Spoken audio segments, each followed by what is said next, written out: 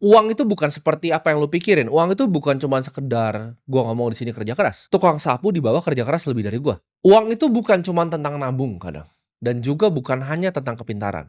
Uang itu tentang kontrol, ya. Jadi orang yang kaya itu teman-teman gua yang kaya itu nggak kerja 9 sampai 5, ya. Kadang bisa lebih, kadang bisa kurang.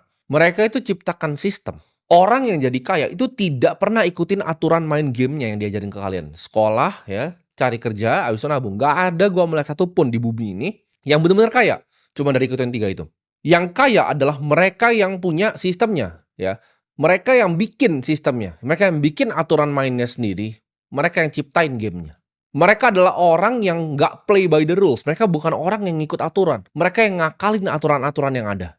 Dan orang-orang kaya ini posisiin dirinya selalu menang. Contohnya, inflasi ketika naik, orang miskin tuh bingung gitu ketika beras itu naik, ketika biaya pendidikan itu naik.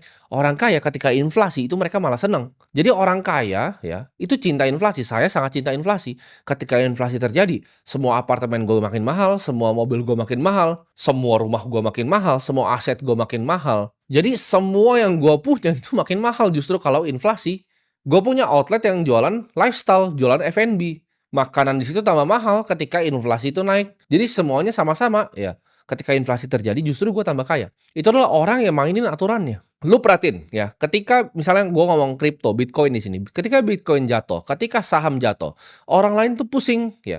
Orang yang nabung saham bank ya, orang yang nabung Bitcoin itu pusing ketika turun 30%, 40%. Gue di sini pusing nggak? Enggak. Gue masih ada banyak bisnis yang ngasilin gue duit.